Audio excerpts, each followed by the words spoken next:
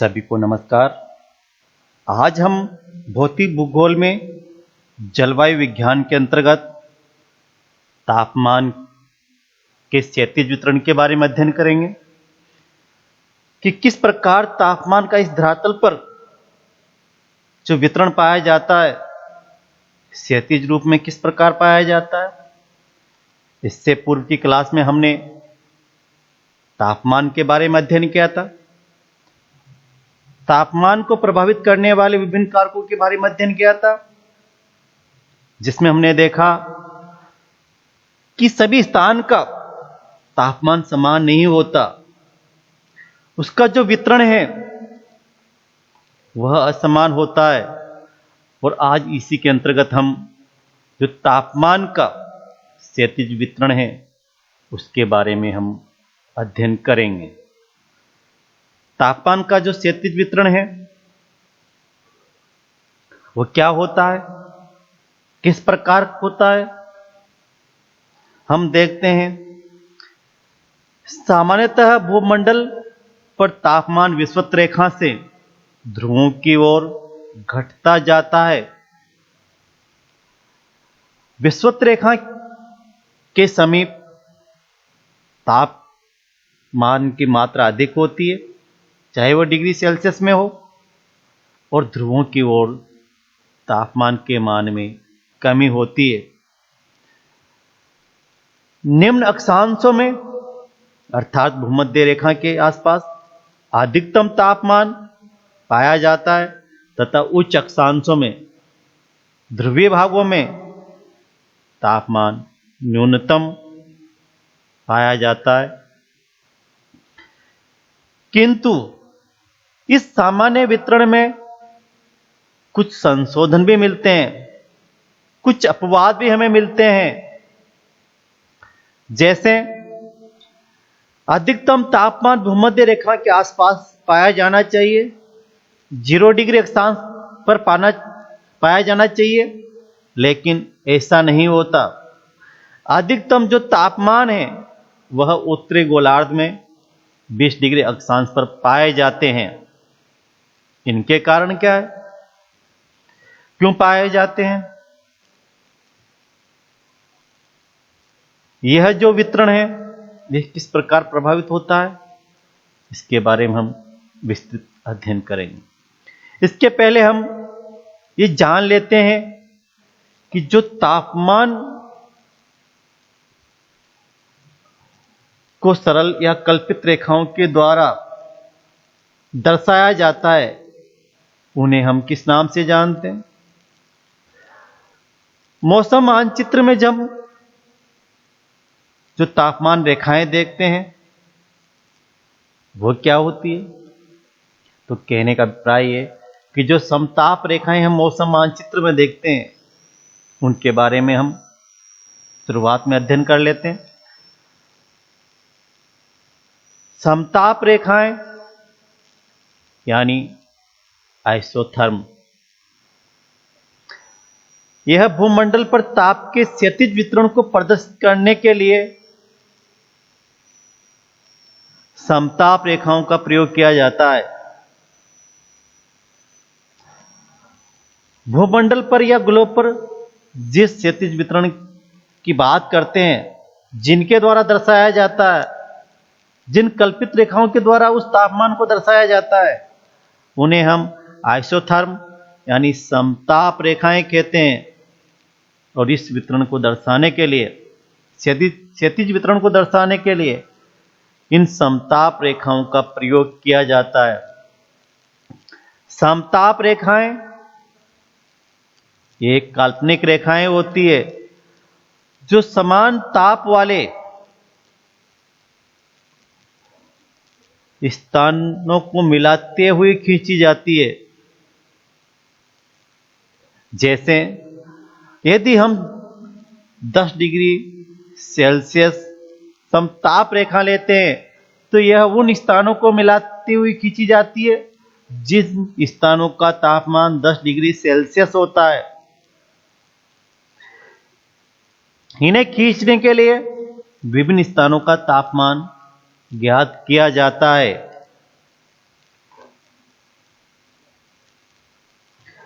और यह तापमान थर्मामीटर की सहायता से विभिन्न स्थानों पर अंकित किया जाता है या विभिन्न स्थानों का तापमान ज्ञात किया जाता है और फिर उन स्थानों के तापमान को समुद्र तल पर समायोजित किया जाता है। अर्थात सभी स्थानों को समुद्र तल पर मानकर ऊंचाई के अंतर को घटाकर संशोधित तापमान प्राप्त किए जाते हैं। तत्पश्चात समताप रेखाएं खींची जाती है, किंतु यह स्पष्ट कर देना आवश्यक है कि समताप रेखाएं तापक्रम के वास्तविक रूप को प्रकट नहीं करती, यह एक काल्पनिक रूप को प्रकट करती है। समताप रेखाएं जिनके द्वारा विभिन्न प्रकार के निष्कर्ष प्राप्त किए जाते हैं, और ये निष्कर्ष क्या है? अर्थात समताप रेखाओं से निम्नलिखित निष्कर्ष प्राप्त होते हैं, जैसे सामान्यतः समताप रेखाएं पूर्व से पश्चिम दिशा को लगभग समान अक्षांशों के समानांतर खींची हुई हमें पाई जाती है। यदि हम मौसम मानचित्र को देखते हैं, यह समताप रेखाओं का जो मानचित्र होता है उसे देखते हैं, तो हम पाते हैं उस मानचित्र में कि ये समताप रेखाएं जो होती है यह क्षैतिज दिशा में यानी पूर्व से पश्चिम की ओर खींची जाती है। इसके अलावा यदि दक्षिणी गोलार्ध में तो समताप रेखाओं की जो पूर्व पश्चिम दिशा है वह उत्तरी गोलार्ध की अपेक्षा अधिक स्पष्ट दिखाई देती है, क्योंकि दक्षिणी गोलार्ध में जल का क्षेत्रफल अधिक होता है। जैसा कि हमने पूर्व क्लास में अध्ययन किया था कि जल का स्वभाव स्थलीय स्वभाव से कुछ अलग होता है, जिसके कारण वह देरी से गर्म होता है और देरी से ठंडा होता है।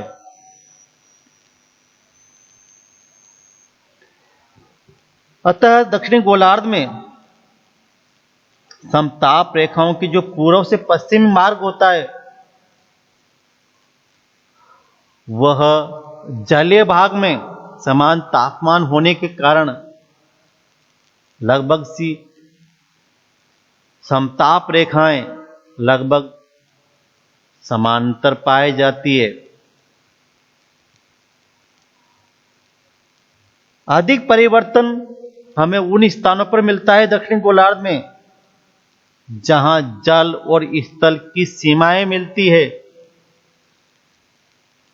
जैसे कि तटीय भाग, कोई द्वीप समूह, कोई जलीय द्वीप आदि। वहां हमें कुछ वक्राकार अवस्था मिलती है, टेढ़ी मेढ़ी मिलती है, जबकि अधिकांश समुद्री मार्ग में, समुद्री भाग में, जलीय भाग में, महासागरीय क्षेत्र में समताप रेखाओं की जो स्थिति होती है वह लगभग सीधी होती है।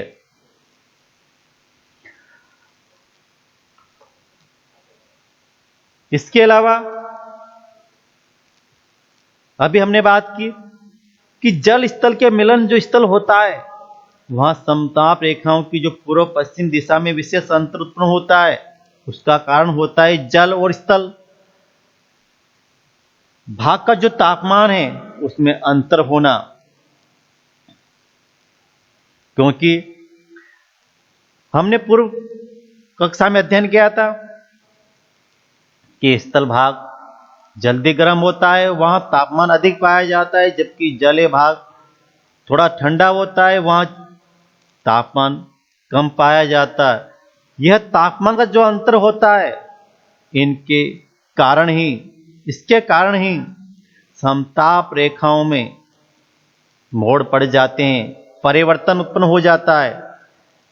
इसके अलावा हम बात करते हैं समताप रेखा के अलग विशेषता की। ये समताप रेखा गर्म और ठंडी समुद्री धाराओं के प्रभाव से कुछ परिवर्तन प्राप्त कर लेती है। कहने का अर्थ ये कि गर्म और ठंडी समुद्री धाराएं का प्रभाव भी समताप रेखाओं की दिशा पर अधिक पड़ता है, क्योंकि जहां गर्म जलधारा प्रवाहित होती है वहां का तापमान अधिक होता है, और जहां ठंडी जलधारा प्रवाहित होती है वहां का तापमान कम होता है। इसी वजह से जहां जलीय भाग में जो ठंडी और गर्म जलधारा है वहां की जो समताप रेखाएं होती है उनके स्वरूप में हमें परिवर्तन मिलता है। इन समताप रेखाओं की हम बात करते हैं तो अधिकतम तापमान की उसमें यानी तापीय विषुवत रेखा पर न होकर विषुवत रेखा से उत्तर में स्थित होती है, जिसे हम थर्मल इक्वेटर कहते हैं। तापीय विषुवत रेखा कहते हैं क्योंकि हमने पूर्व कक्षा में अध्ययन किया था कि विषुवत रेखा के आसपास बादल सहवन क्रिया के फलस्वरूप ताप अधिक नहीं हो पाता। जो तापमान होता है वो उत्तरी गोलार्ध में विशेषतः 20 डिग्री या उससे के उस 20 डिग्री या उसके आसपास के अक्षांश में होता है, और इस वजह से सबसे अधिक जो तापमान पाया जाता है जिसे हम उसमें यह तापीय विषुवत रेखा कहते हैं, वह विषुवत रेखा से उत्तर में हमें मिलती है। यदि हम जुलाई माह की समताप रेखाओं का अध्ययन करते हैं तो इसमें हम पाते हैं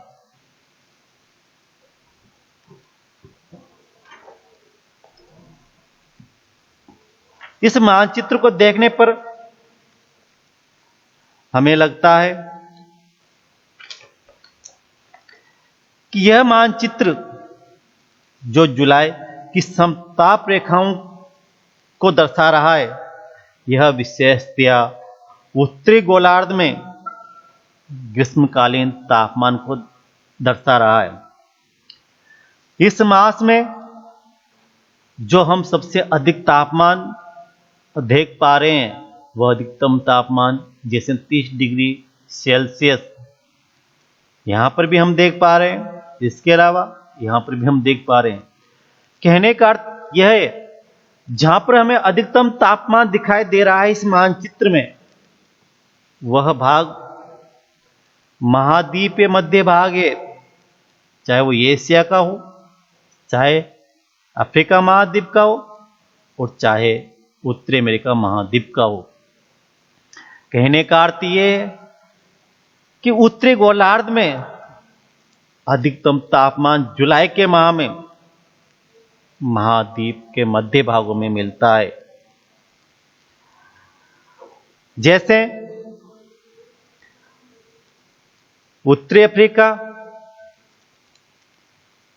दक्षिण पश्चिमी एशिया, जैसे कि ये रेखाएं हमें दिखाई दे रही है।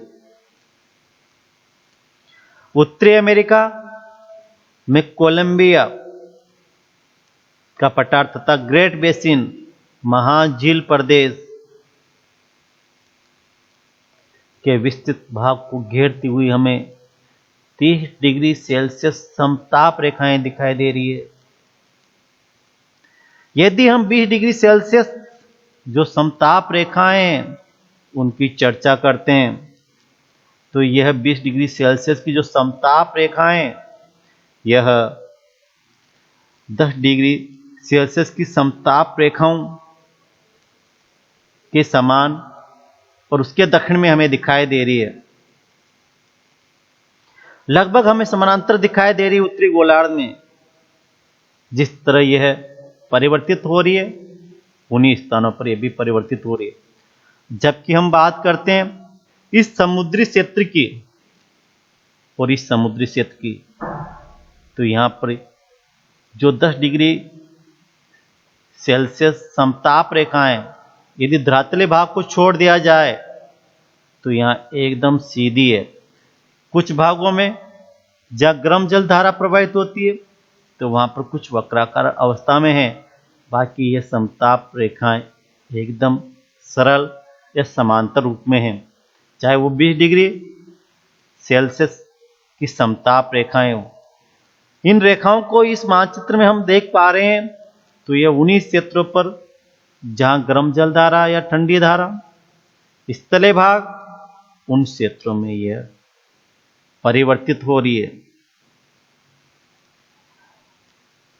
यदि जुलाई की अपेक्षा जनवरी में जब सूर्य पृथ्वी से सबसे अधिक निकट होता है तो दक्षिणी गोलार्ध में इस वक्त शीत ऋतु होती है, यहाँ पर तापमान कम होता है। और मैंने कहा था आपसे पूर्व क्लास में कि समुद्री प्रभाव के कारण यहाँ तापमान न तो अधिक ठंडा होता है और नहीं अधिक गर्म होता है, जिसका मेन कारण है समुद्री जल का स्वभाव, उसमें जो जलधाराएं होती है उनका स्वभाव। इस जुलाई माह में सबसे कम तापमान इस अंटार्कटिका महाद्वीप में हमें मिलता है। यह तो हमने मानचित्र में इन समताप रेखाओं की स्थिति देखी है। हम यदि इनके बारे में चर्चा करें तो हम देखते हैं जुलाई माह की जो समताप रेखाएं उनकी विशेषताओं की। जुलाई की समताप रेखाओं का अध्ययन उत्तरी गोलार्ध में ग्रीष्मकालीन तापमान के वितरण के लिए किया जाता है, जैसा कि अभी हमने इस मानचित्र में देखा था। इस माह में 30 डिग्री की जो समताप रेखा होती है वह उत्तरी अफ्रीका, दक्षिणी पश्चिमी एवं मध्य एशिया तथा उत्तरी अमेरिका में कोलंबिया पठार तथा ग्रेट बेसिन यानी महान झील प्रदेश के विस्तृत भाग को घेरती हुई हमें दिखाई दी थी। क्योंकि यह भाग महाद्वीप का मध्यस्थ भाग है, जहां पर समुद्री प्रभाव नगण्य होता है। समुद्र की जो जलवायु होता है उसका प्रभाव नहीं के बराबर होता है, और यहां एक महाद्वीपीय दशा पाई जाती है, जहां ग्रीष्म ऋतु में अधिकतम तापमान और शीत ऋतु में न्यूनतम तापमान होता है। क्योंकि स्थलीय स्वभाव के कारण स्थल भाग जल्दी से ठंडा होता है और जल्दी से गर्म होता है। हमने अभी मानचित्र में 20 डिग्री और 10 डिग्री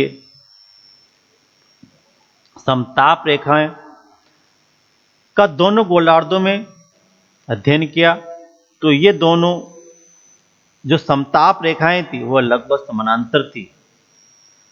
धरातलीय मिलन क्षेत्र या समुद्र स्थलीय मिलन क्षेत्र को छोड़ दे तो लगभग ये दोनों रेखाएं समानांतर थी।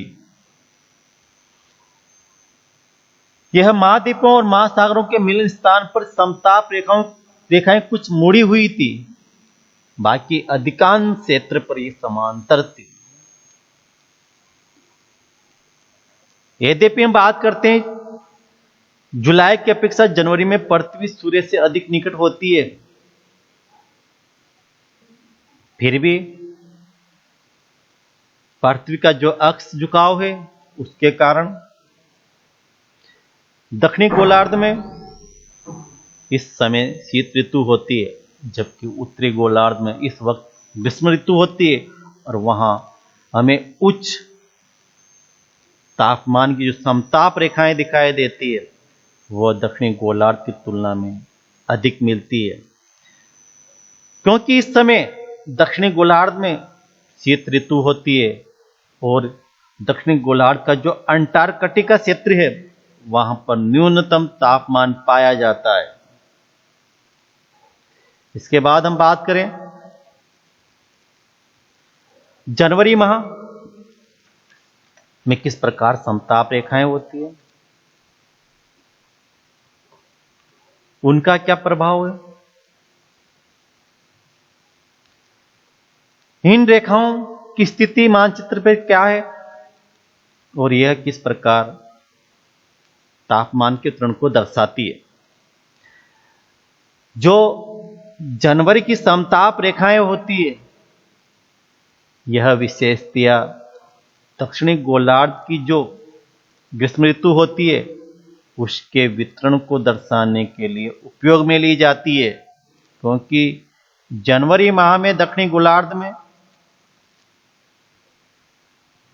ग्रीष्म ऋतु होती है, क्योंकि अक्षीय झुकाव के कारण वह क्षेत्र अधिक सूर्यताप की प्राप्ति करता है, जबकि उत्तरी गोलार्ध में उस वक्त शीत ऋतु होती है।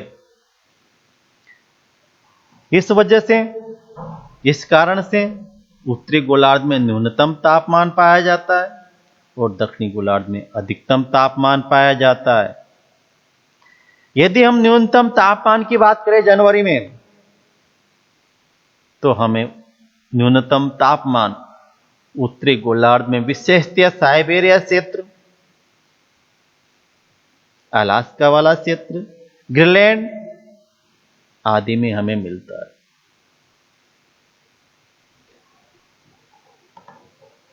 हम इस मानचित्र में देखते हैं जनवरी माह की जो समताप रेखाएं वह किस प्रकार हमें मानचित्र पर दिखाई दे रही है। हम बात करते हैं दक्षिणी गोलार्ध की। आप देख पा रहे हो जो 30 डिग्री सेल्सियस की समताप रेखाएं दक्षिणी अमेरिका महाद्वीप में गोलाकार स्थिति में, अफ्रीका महाद्वीप में इस भूमध्य रेखा के नीचे ये उच्च तापमान की समताप रेखा है। इसके अलावा इंडोनेशिया, मलेशिया, ऑस्ट्रेलिया, इनमें अधिकतम तापमान की समताप रेखाएं दिखाई दे रही है। जबकि उत्तरी गोलार्ध में हम देख रहे हैं रसिया, अलास्का वाला क्षेत्र यानी उत्तरी अमेरिका जिसमें कनाडा विशेषतया, ग्रीनलैंड, इसके अलावा नॉर्वे यानी कहें उत्तरी यूरोपीय भाग, यहां पर हमें न्यूनतम तापमान दिखाई दे रहा है। हम यदि उत्तरी गोलार्ध की बात करें तो समुद्री क्षेत्र में हवाएं, यही जो समताप रेखाएं हैं वो हमें ऊपर की ओर बढ़ती हुई दिखाई दे रही है। यहां पर भी हम देखते हैं ये हवाएं भी हमें ऊपर की ओर बढ़ती हुई दिखाई दे रही है। दक्षिणी गोलार्ध में बात करें तो जो समताप रेखाएं जलीय भाग की बात करते हैं हम, एकदम समानांतर है, जबकि जहां पर स्थल और जल का मिलन स्थान है वहां पर कुछ परिवर्तन है, क्योंकि यह भाग ठंडा है और यहां पर जो गर्म जल धारा प्रवाहित होती है, इस वजह से तापमान अधिक पाया जाता है। तो हम देखते हैं कि भूमध्य रेखा के आसपास और महाद्वीपों के मध्य में दक्षिणी गोलार्ध में अधिकतम तापमान पाया जाता है, जबकि उत्तरी गोलार्ध में महाद्वीपों के मध्य भाग में, विशेषतः पश्चिमी भाग में, ग्रीनलैंड में सबसे न्यूनतम तापमान पाया जाता है, क्योंकि यहां महाद्वीपीय जलवायु हमें मिलती है। और महाद्वीप की जो विशेषता होती है, क्योंकि यहाँ स्थल भाग अधिक होता है और स्थल भाग का स्वभाव होता है कि वह जल्दी ठंडा होता है और जल्दी गर्म होता है। तो हम जनवरी माह की जो समताप रेखाएं देख रहे हैं, इस वक्त उत्तरी गोलार्ध में कम तापमान है दक्षिणी गोलार्ध की तुलना में, क्योंकि यहाँ इस वक्त शीत ऋतु है और दक्षिणी गोलार्ध में ग्रीष्म ऋतु है। सबसे ठंडे क्षेत्र साइबेरिया और ग्रीनलैंड, पश्चिमी कनाडा, इनमें हमें दिखाई दे रहे हैं। हम इसकी जो मुख्य विशेषताएं उनको देखते हैं। जो जनवरी माह की जो समताप रेखाएं हैं, उनसे हमें यह मालूम पड़ता है कि इस वक्त उत्तरी गोलार्ध में शीत ऋतु होती है, तापमान कम पाया जाता है दक्षिणी गोलार्ध की तुलना में। दक्षिणी गोलार्ध में इस वक्त तापमान अधिक पाया जाता है। सबसे ठंडे भाग इस समय साइबेरिया और ग्रीनलैंड में हमें मिलते हैं, जहां पर तापमान लगभग -25 डिग्री सेल्सियस होते हैं, क्योंकि यहां इस वक्त सबसे अधिक सर्दी हमें मिलती है। क्योंकि ये भाग पृथ्वी की जो अक्षीय झुकाव, उसके फलस्वरूप यहां सूर्य की किरणें तिरछी पड़ती है, और ये भाग उत्तरी क्षेत्र में अधिक होने के कारण यहां इस वक्त विशेषतः रात ही अधिक रहती है। और यही कारण है कि यहां दक्षिणी गोलार्ध की तुलना में निम्नतम तापमान हमें मिलता है। अधिकांश यूरेशिया तथा उत्तरी अमेरिका में, कनाडा में तापमान शून्य के नीचे रहता है। साइबेरिया का जो विस्तृत भाग है, वहां -25 डिग्री सेल्सियस की समताप रेखाएं खींची हुई हमने मानचित्र में देखी। जबकि हमने देखा कि इस समय दक्षिणी गोलार्ध में ग्रीष्मकाल होता है, तापमान अधिक होता है। दक्षिण गोलार्ध के महाद्वीपों पर इस वक्त 30 डिग्री तक तापमान चला जाता है, और हमने देखा कि दक्षिण गोलार्ध के जो महाद्वीप थे, 32 डिग्री सेल्सियस की समताप रेखाएं लघु क्षेत्र को घेरती हुई हमें दिखाई दी है।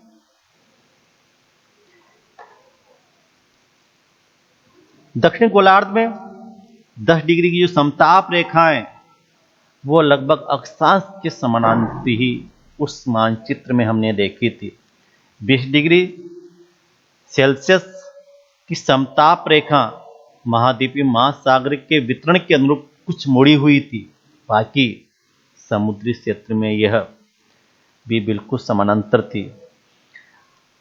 अतः हमने देखा कि किस प्रकार समताप रेखाओं के द्वारा मानचित्र पर, चाहे वो जनवरी का मौसम मानचित्र हो या जुलाई का मौसम मानचित्र हो,